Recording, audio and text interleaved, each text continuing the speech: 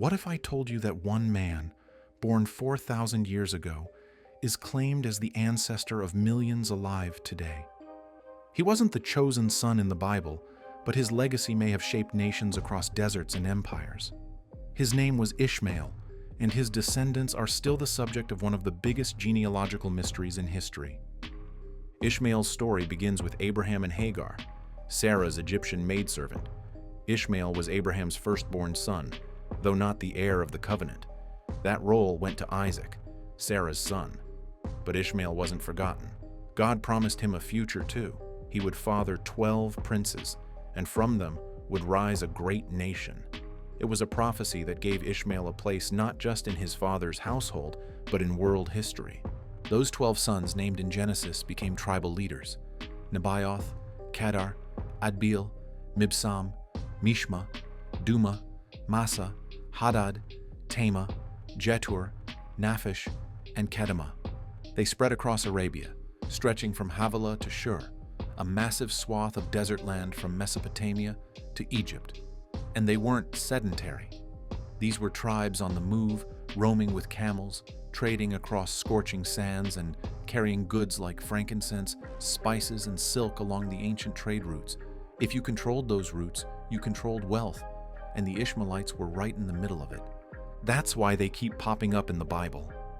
Most famously, when Joseph's brothers sold him, it was Ishmaelite traders who carried him to Egypt. Without them, Joseph never rises to power, never saves his family during famine. They weren't kings in palaces, but the movers of history, linking regions and keeping the story of nations flowing. Centuries later, a bigger question emerged. Are Arabs the same as Ishmaelites? In Islamic tradition, the answer is yes. Ishmael isn't just Abraham's son, he's the patriarch of the Arabs. Through his descendants, especially through Kedar and the Adnanite Arabs, the Prophet Muhammad's lineage is traced back to Ishmael. That's why he's so central in Islam, the link that ties Arab identity to Abraham's family. But the Bible itself never makes that connection outright. It records Ishmael's tribes, but doesn't label all Arabs as his children. The idea came later through oral traditions and historians who wanted to root Arab tribes in a sacred genealogy. And it's not hard to see why. In the ancient world, ancestry wasn't just about blood, it was about legitimacy. Claiming descent from Ishmael, Abraham's son, gave tribes authority and spiritual clout. Still, historians are cautious. Arabia wasn't static. Tribes intermarried, migrated, and merged over centuries with Egyptians, Babylonians, Persians, Romans, and more. Some Ishmaelite groups, like Kedar, show up in Assyrian and biblical records. Others may have merged into the Nabateans, builders of Petra. But after 40 centuries, it's impossible to draw a straight family tree. Jewish and Christian traditions treat Ishmael differently. For Jews, he's acknowledged as Abraham's son, though not the chosen heir. For Christians, Paul uses Ishmael symbolically, contrasting him with Isaac. But neither tradition erases him. His line is always recognized as real and significant. So who are Ishmael's descendants today?